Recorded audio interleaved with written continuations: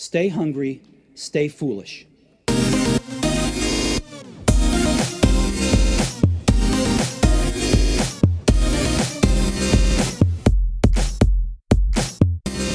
So now on the Innovation Show, recognized as one of the 50 leading business thinkers in the world, Whitney Johnson is an expert on disruptive innovation and personal disruption. She is author of Dare, Dream, Do, Disrupt Yourself, and the focus of today's show, Build an A-Team. Welcome, Whitney. Thank you, Aidan. So happy to be here. It's great to have you back on the show. I love this book, and you can see the progression across your work from Dare, Dream, Do to Disrupt Yourself and now to Build an A-Team. I loved the way you've put more and more of yourself into the book. Thank you. I'm so happy to hear that. The Disrupt Yourself podcast is going from strength to strength as well. So I'll link to the podcast as well for our listeners. Let's jump into it. I loved the story you open up with of Norm Larson, and I'd love if you share that with our listeners.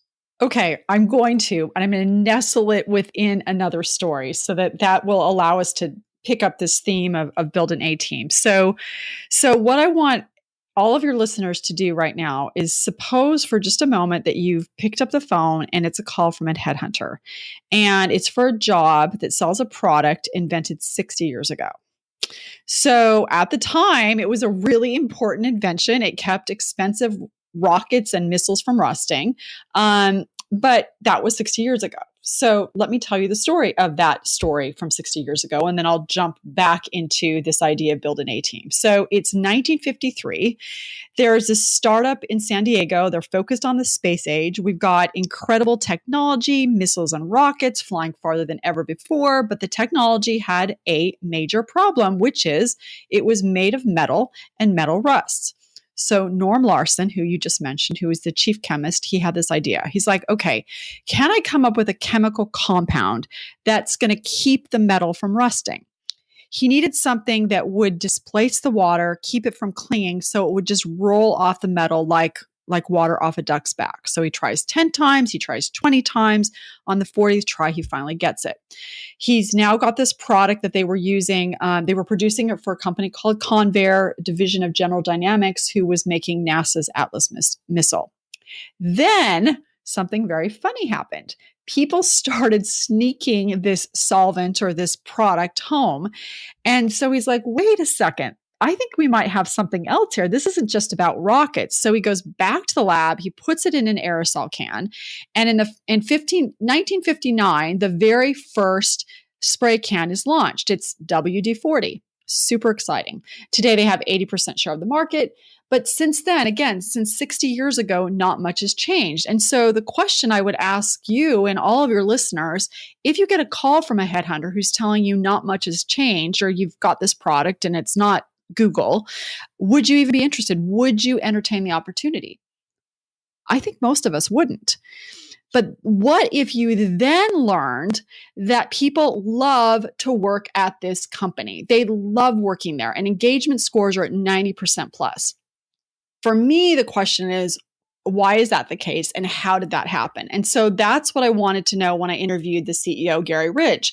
This, to me, was a perfect company to test my hypothesis that if you will let people learn to go where they've never gone before intellectually in terms of their learning, they will stay at your company. So Gary Ridge tells me 3 senior leaders at his company, they started as a receptionist. One's now the company's brand manager. And when we administered our diagnostic, we found that 60% of the people there believe that they can satisfy their career goals without ever leaving.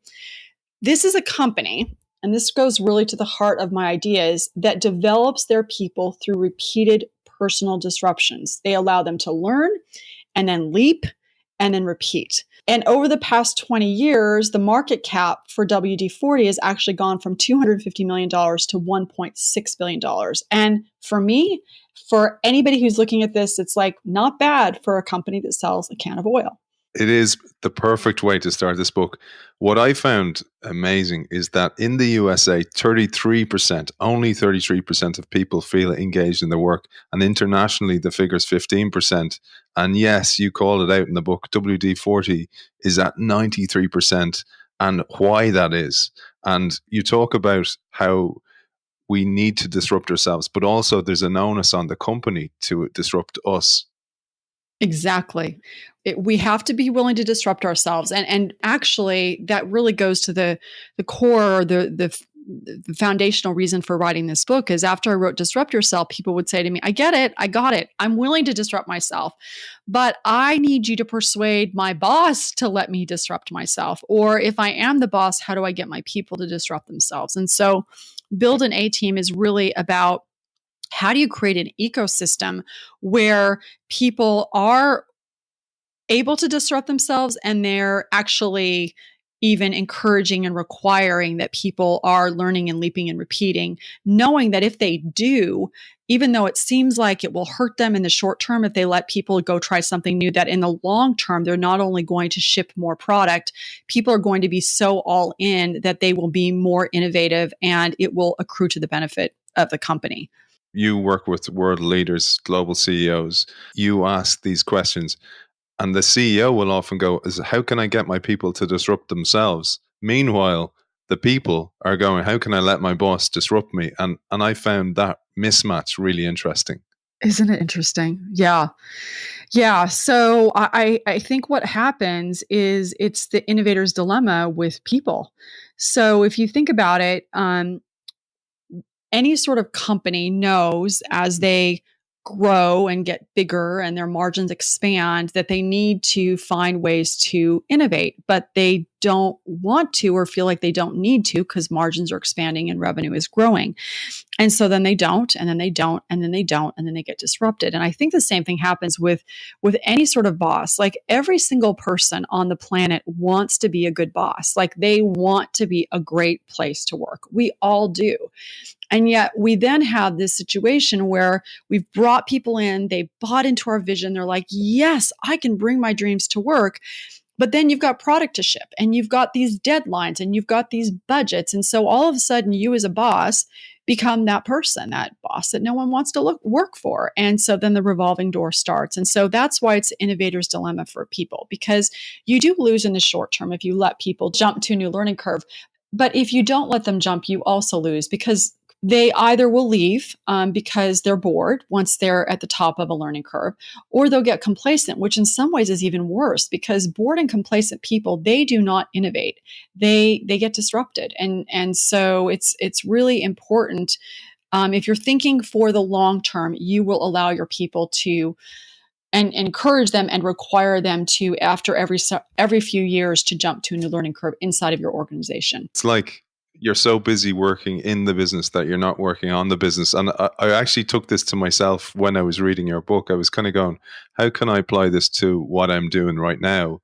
And I realized, here I am reading these books for these shows all the time, and I have not read a book on how to read efficiently. And I was kind of going, I need to take a step back. But now I actually can be way more efficient going forward. And I kind of took that as a metaphor for business, that's what we do not do. We don't take a step back to go, wait a second, how can I improve? Which brings me on to this point, is you talk about jumping the S curve a lot in the book. And I think so many people in our audience won't understand that, because it's just not common parlance. And it'd be great, Whitney, if it came from you, to give an explanation to try and get this into the minds of the listeners of what that means. Yeah, absolutely. So one of the big ahas that I had when I was investing with Clayton Christensen at the Harvard Business School is that this S curve that we applied to investing, or we used it to identify investing opportunities that had been popularized by E.M. Rogers 50 years ago, could help us also, actually, it could also be applied to people to understand the psychology of disruption or psychology of change. And so what I'd love for all of your listeners to do for just a moment is to picture an S in your mind. And at the bottom of that S, you're going to, if you think about from left to right, the x-axis is time. And then from bottom to top, the y-axis is you're improving.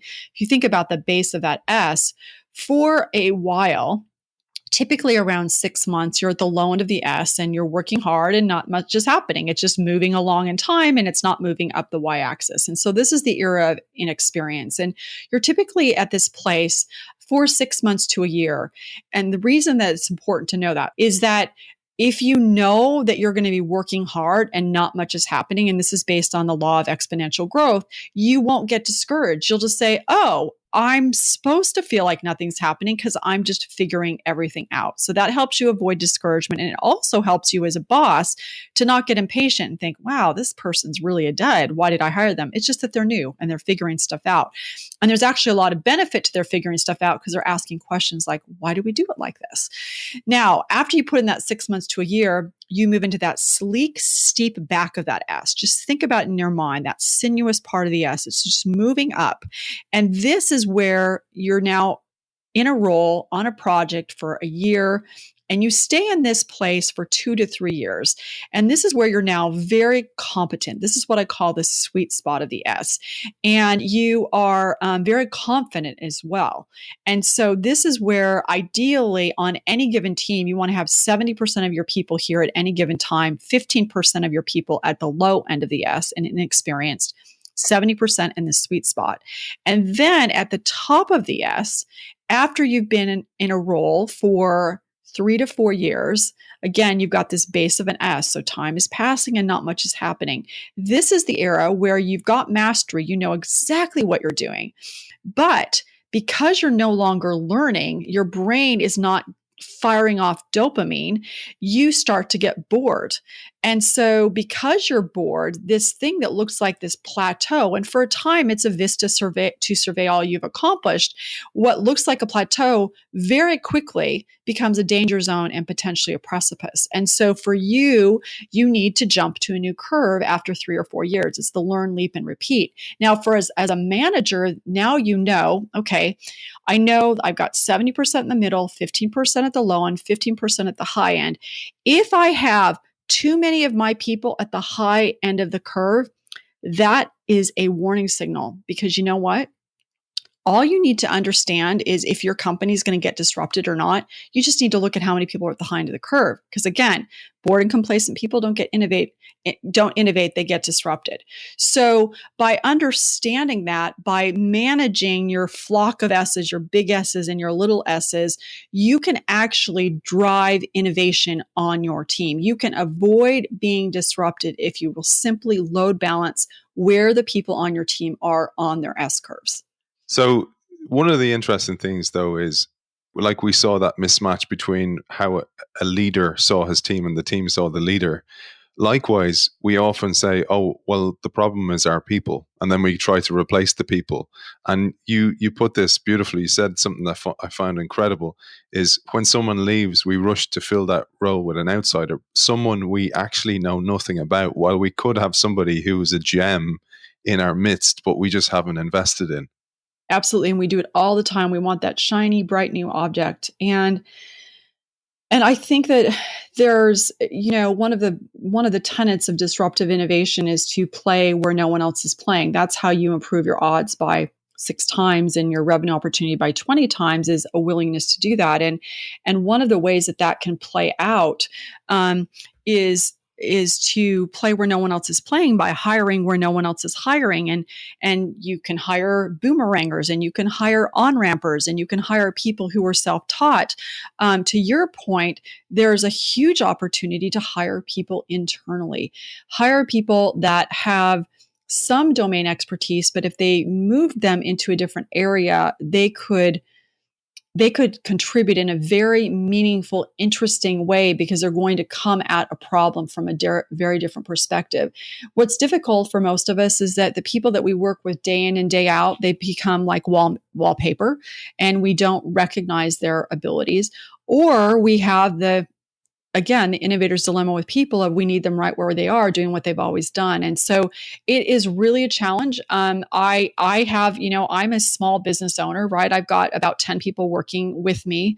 And I'm continually having to think about that process of how do you load balance this curve? And when people get to the high end, what do you do? It is a real challenge, but we also know from the theory, from the research, that if you want to remain innovative, you will manage for that. And you mentioned the brilliant case of Jim Skinner, for example. It'd be great to share that with our audience. Yeah, so really interesting fellow. So he was the former CEO of McDonald's. And here's a guy who started out at McDonald's flipping burgers. Like, I mean, he literally started on the ground floor. Archetypal, right? Starts at the bottom of the ladder.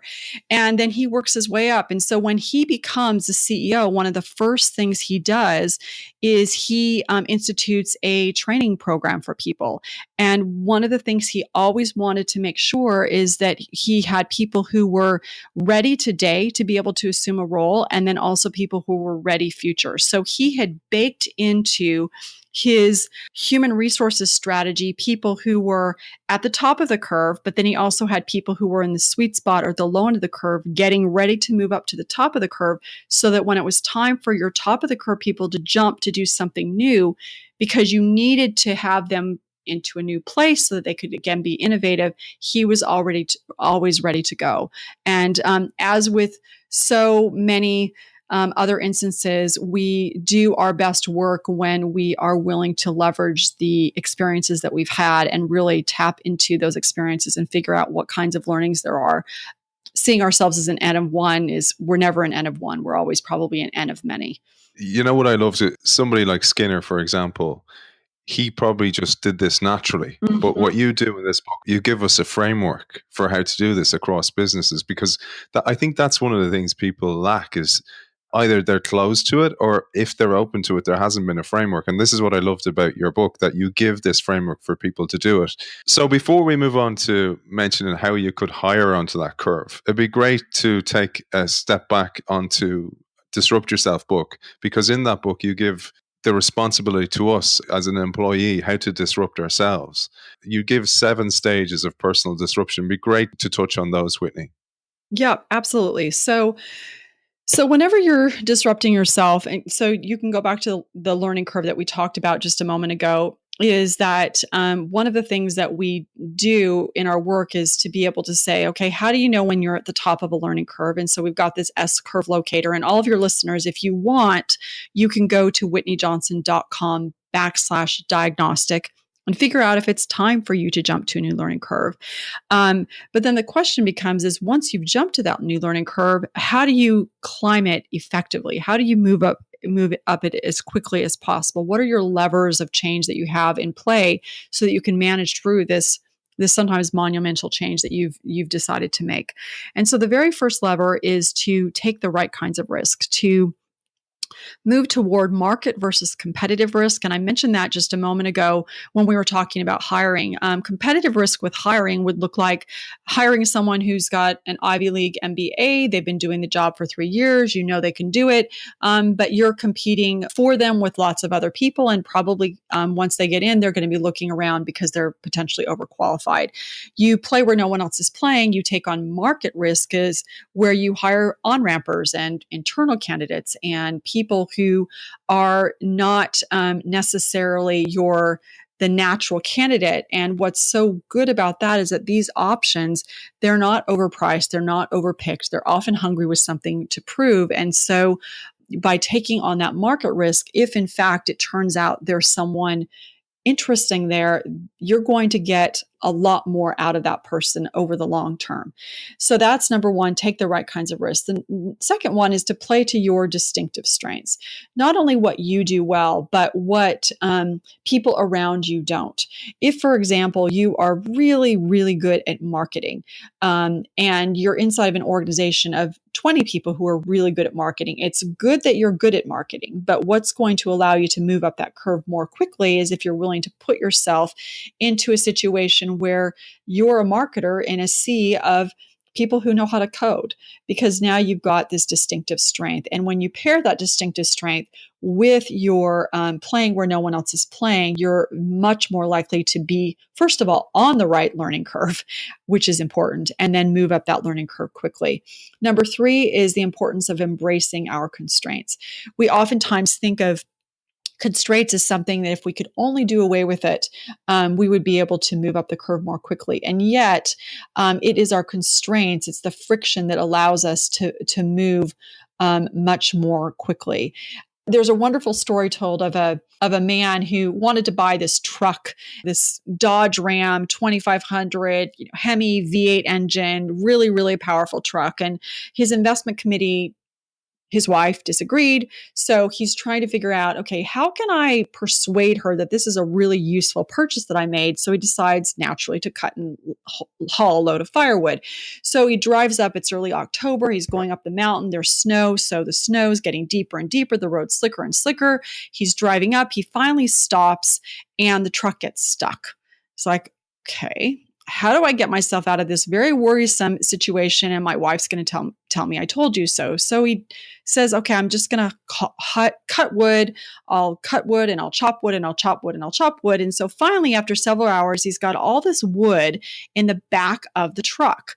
And he thinks, okay, I'm exhausted. And because hope springs eternal, he says, I'm going to try one more time. So he puts the key in the ignition. He turns it on. He puts it into gear. And the truck starts to inch forward. He gets unstuck and he's able to drive back down the mountain. Well, it turns out that the load of firewood is, it was a constraint, and it's what gave him traction to drive back down the mountain. And what we need when we're trying to climb a curve is we need constraints to give us the friction in order to be able to move up our learning curves. So we think we don't want them. We think we don't have enough time or money or resources. But in fact, those constraints are what are going to allow us to move up. Number 4, really quickly, is the importance of battling our entitlement, of believing that we exist, therefore we deserve, or we didn't get something and we did deserve it. It's this notion of understanding that no one is better than me and I'm better than no one. And when a promotion comes, to not say, oh, this isn't fair. Why did this person get it? Instead, to be genuinely happy for them, knowing that there's enough to go around. And also knowing that right at that point, when you're in the sweet spot of the curve, we sometimes tend to think, well, this is the way things will and should always be. And we stop examining and thinking about what can we do better. We stop being Norm Larson, trying to figure out, how am I going to find a compound that's going to keep the metal from rusting? So that's number 4, and I'll do 5, 6, and 7 really quickly. Number 5 is the importance of stepping back to grow. You crouch before you jump. You bring a fist back before you punch. And I'm sure that there's a metaphor in there somewhere, Aiden, in rugby. There's always a backward movement before a forward movement. And it's the same when it comes to personal. What is it? What is it, Aiden? The one I thought when I read the book actually was, we used to get tested on a counter movement jump, which is you have to go down to go up. Every movement is that movement. When you're running forward, you have to push off certain muscles. Some muscles are going back when the others are going forward. And it did actually resonate with me when I read it in the book. It's a brilliant one. I loved that one. I really did. And I also, from a rugby perspective, loved the entitlement. Ireland, for example, where I live, is going through a real golden age of rugby. And my huge belief, and when I read the book, it really resonated again, was that entitlement has been knocked out of the team, and that the younger players, the players on the start of their S curves, are coming into that world where they're actually seeing this is an environment of gratitude and not entitlement. Oh, that is so powerful. I love it. That's fantastic. That's a great example of the battling entitlement, and then the stepping back to grow. And so this idea that the up and the down is part of personal disruption, and frequently when it comes to being able to move up a new learning curve, or even a willingness to jump to a new learning curve, it's this notion that you have to step back in order to slingshot forward. It's just a part of the process. What it actually said to me, and it sung to my soul in a way, was, you're going to have bad days as well, and that's okay. Because oftentimes when you're really working on your positivity and putting your best energy forward, you kind of get down on yourself when you're having a bad day. You kind of go, oh, what did I do wrong? And then you actually realize that this is the way it works. Sometimes you have to go forward, and then you accept it. And actually, as a result, you go forward. Well, it's so funny that you say that. Just this morning, I had this happen to me. So I've been working off my laptop in my office, and I finally decided to buy a really big monitor for my office. And my husband, darling man that he is, thought, I'm going to set that up for her this morning so it's ready to go. And instead of that being helpful to me, it was anxiety producing, because I'm like, oh no, I've introduced another variable into my morning and I've got to figure out how to use this new computer and what does that look like. And when you made this comment about figuring out a more effective way to read books in order to, take a step back to figure that out in order to slingshot forward, the thought that came to me is take a step back to be able to have this monitor work so that I've got this really wonderful screen to work with in order to slingshot forward. Sometimes it's better if we can time the steps back as opposed to being pushed back. But it's a law of how disruption works, and frankly, a law of how change works, which brings me to number 6, and that's giving failure its due. I was thinking this morning, okay, so I just recently had to lay someone off, and I thought, what's the ROI on that failure? What's the ROI of my not having hired very well? And I think that giving failure its due, of being able to look at what we haven't done well, and also being able to really iterate quickly around that, allows us to move up the curve more effectively, and do it in a way that there's not shame, because it's shame that actually limits disruption. It's not failure. And so when we can separate out the two of, I'm doing an experiment, I'm figuring this out, my sense of self completely intact, doing this experiment, yes, another experiment, and keep going, and not having that sense of self tied to any sort of outcome. So that's number 6. And then number 7 is be driven by discovery. Be willing to take a step forward, to gather feedback and adapt. And it's interesting because most of us know how to do that pretty intuitively in lots of areas of our lives. I mean, think about, you start college, right? You think you're going to do one major, and then 90% of the world ends up in a different major than the one they started with, either because they were undeclared or they simply changed. It always happens to us in our careers. Very few of us are exactly where we thought we would be. And so whenever any kind of change comes, as you think about how do you structure change and allow yourself to manage through it more effectively, it's important to allow discovery to be a part of that process. So those are the 7 steps: to take the right risks, play to your distinctive strengths, embrace your constraints, battle your sense of entitlement. I love that example that you gave around the Irish rugby team. Step back to grow, give failure its due, but obviously then choose success, and then be driven by discovery at the top of the curve and at the bottom of the curve, and actually all along the curve. It's brilliant. So it's the onus on us as an employee, say. That's the leader's onus for themselves as well. They're almost like looking down as a master chess player on their people and kind of going, where are they on the S curve? Where do I need to move them, et cetera, et cetera. So that's really a leader's job if they're managing people. And the next step, when you're hiring somebody, how do you use your framework for bringing people onto a new curve? Yeah. So the way I think about it is that you want to hire for potential and not for proficiency. And so think about it. Anybody who's ever invested in the stock market, you always want to buy low and sell high. And so the same thing applies when it comes to hiring people. And one of the metaphors that I have in my mind that really helps me capture this is that there's a city called Butte, Montana. It's in the central part of the United States, and it's known as the richest hill on earth. And the story behind that is quite interesting, in that in the 1800s there were claims of gold, and so you had all these speculators rush in, and the early sort of discoveries were pretty disappointing, and so a lot of those early speculators sold their claims. The second round, though, of speculators, they discovered copper. And initially, copper was not very valuable. But when technology advanced and then electrical wiring became a thing and they needed copper, copper became extremely valuable. And so for the people who were looking for that quick hit, get rich quick kind of opportunity, that did not work. But for the people who were patient, it was a once in a lifetime opportunity. And so oftentimes I think when we hire, we're hiring for gold, and when copper would actually do. And there's a compelling case to be made for that. And so we want to look for people who have the potential, but we're hiring for potential, not for proficiency. You mentioned this in the book as well. the importance of vision. So you can't just bring somebody in, put them in a position, and then leave them to it and then monitor them. They need a vision, a compelling reason to come to work every day. It would be great to just touch a little bit on that. Yeah. So I think that one of the things that happens is that we hire people and we just kind of expect them to go to work and suddenly magically read our mind and read the culture. And so one of the things I really strongly recommend is that if you haven't done this already, the first week on the job, explain your vision. What's the why of the organization and what's the why of your team? So if you've got you need to do both.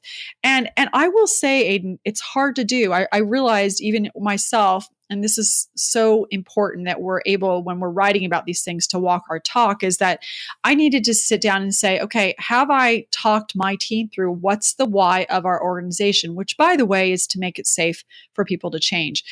It's important to do. We rarely do it. And so that's the first thing. The second thing I think is really important is to ask the person that you've just hired, what are they trying to accomplish personally in this role?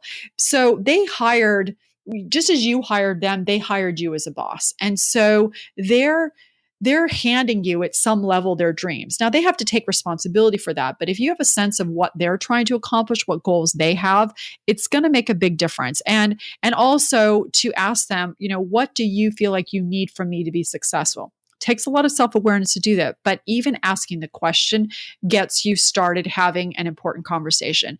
And then the third thing I would say is lay out your expectations and the rules and their hopes for their contribution. I think some people intuitively know how to manage up, but a lot of people don't. And when we think of this idea of managing up, we think of that play that was on, 50 years ago, How to Succeed in Business Without Really Trying, where managing up was, scheming and conniving and fraud.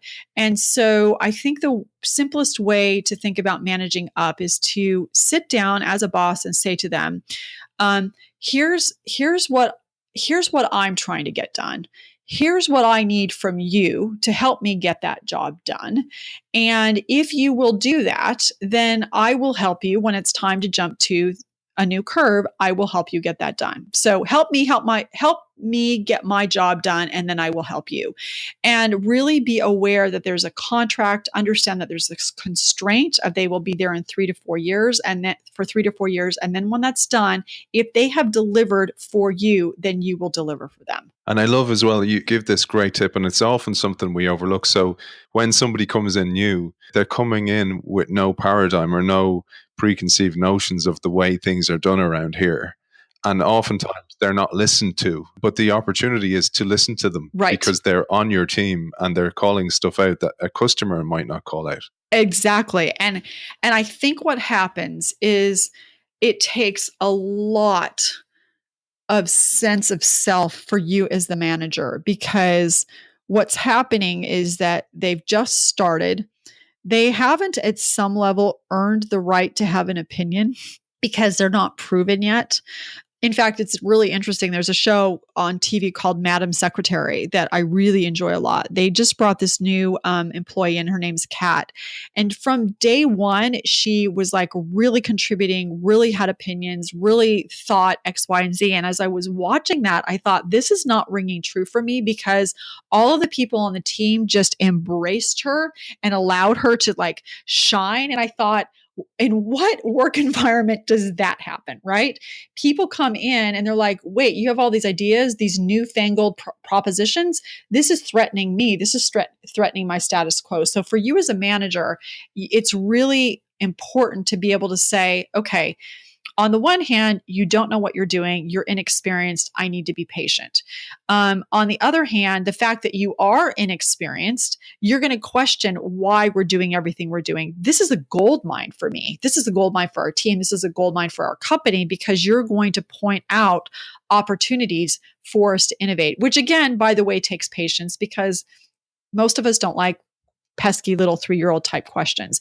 But that's a huge opportunity and a big offset to the inexperience that they have of being slow at whatever you've asked them to do initially. You've got that person in, and then, after 6 months or 9 months or whatever it takes, you realize what they're good at. And then you say this, and this is stuff that we don't often think about, and we need to play to their strengths. So we need to discover what their strengths are, and it may not be the reason we hired them, or they may have evolved, and maybe somebody more mature in your team, and they may have evolved, and you're realizing actually they're really good at this other thing. And as a manager, as a leader, we need to actually do that and play people in the positions that they can excel in. Right. And I suspect actually this happened for you in rugby is someone will show up because it happens in the workforce all the time, is that whatever we do absolutely best tends to be very reflexive for us. It's like the air that we're breathing. And because it's human nature, and I think for a good evolutionary reason, whatever we do absolute best, we don't tend to be aware of. And it's so easy for us, we don't value it. And so whenever we're presenting ourselves to the world of, I'd like to come work with you, we tend to overemphasize the things that we've worked really hard to learn how to do and underemphasize the things that we haven't worked hard to learn how to do, even though those are the things that we do best. And so one of the jobs, I think, an important job for a manager is to be on alert for that and to, as you say, be discovery driven and really watch and observe and and figure out, okay, what is this person really good at? And just a really quick story I think illustrates this beautifully is for everybody who watches the NFL, the football, the Super Bowl, you saw that the coaches are talking to each other remotely. Well, that may not have happened, and it was developed by a fellow named John Cave, but it may not have happened if his boss, Michelle McKenna Doyle, had not been willing to do some moving around. So she comes on board, she realizes, she looks at John Cave and she's like, he's really good at building things. Why is he spending all of his time on enterprise systems like payroll, et cetera? So she goes to him and says, I want to move you and I want you to start building things because this is what you do well. And he didn't want to do it. He really resisted. He felt like she was taking something away from him, like it was a demotion somehow, as opposed to something positive. So she said to him, trust me, you're going to be a great innovator. Let's just do this. He did trust her. He did do it. He is great at it. It's important for us to figure out what people's strengths are as a manager, and then to also be able to persuade them that in asking them to do what they do best, this isn't a knock on them. It is in fact asking them to be able to climb a curve faster because they're playing to their strengths. As you said there, he initially took that as a criticism or as I must not be doing my job well. And that really struck out to me that so many leaders don't communicate that or articulate that well to the person who's being moved for the better. Right. They need to really get that across to them. Exactly. And so as a manager, it's really important that we're able to know how to articulate that and to be able to sell that to them in a way that they understand that you are valuing them. You are not devaluing them. Moving back to the worker now. So I loved this. I mentioned some of this beautiful language that you used in the book. And I really thought about this one where you're saying somebody within the organization is trying to sell an idea or a new innovation, for example. And you talk about this, about the idea of when you plant bulbs, they need to go through a winter of no growth. They need this incubation time before they can take off. Yeah, they do. It can either just be cold or you can force the cold, but it doesn't matter. But they do need a period of hardship, a period of constraints in order for them to really be able to flower and to bloom into who they can be on the job and who they can be, period. You talk about some of the masters of leadership and some great exemplars, but I really love the story of the VP of sales for LinkedIn, Dan Shapiro. Yeah, isn't it amazing? Okay, let me tell it really quickly. So you've got this fellow, he's the VP of sales. He's one of 25 at the firm. He's overseeing this $1 billion line of business. He has 1,000 reports. So he's at the top of the curve. Absolutely. He'd started at LinkedIn in 2008. He'd performed well, so he'd moved up to that learning curve. And in 2010, they have him jump to a new curve into sales, where it's a $50 million line of business and 8 reports. So it's 2010 now. 3 years later, he's moved up that curve and he's overseeing the $1 billion line of business. and it's sales. So now he's, this is a star performer, right? And so he goes to the CEO, Jeff Weiner. They're having a walking meeting, and he shares with him one of his dreams, which is to become a tech company CEO. And Weiner says to him, if you want to be a CEO, you're in the wrong job. You can't get there from here. So after this huge bout of frustration, Dan Shapiro goes back to Jeff Weiner. So it's about 2 months, and he, lots of thinking and soul searching. And he says, okay, I'm ready. Let's build great products. Now think about this, right? So he's saying, I am willing to go from being the VP with 1,000 direct reports to an individual contributor with 3 reports and no guarantees. Based on the data, and LinkedIn has a lot of data, people don't move from sales, which is where Dan was, to product management. So my question to all of your listeners is if this is you, you're the manager, do you let your high performer jump? Do you let him jump? Well, Mike Gamson, his boss, and Jeff Weiner, he let him do it. So Shapiro says initially there were parts he was terrible at because, again, he's the low end of the curve, but there are also parts that he was amazing at. Here's the end of the story. Shapiro today is the VP of LinkedIn's $2 billion talent solutions and marketing business. He has sales, which formerly reported into him, as well as now product, so where he was the individual contributor. This step back was a huge slingshot for him, but it was also a slingshot for LinkedIn. And that's what you do at the top of the curve when you do it right. You let people disrupt themselves. And in letting people disrupt themselves, you as an organization lower your we're about to be disrupted score. It's a phenomenal story. It's a real exemplar and a great way to finish, and a great way to both see the vision of Weiner in LinkedIn and also of Shapiro, the willingness from both sides to disrupt. Whitney, it's been a pleasure speaking to you as always. I love this book. I'm going to link to it. I'll link to your podcast and all your other books.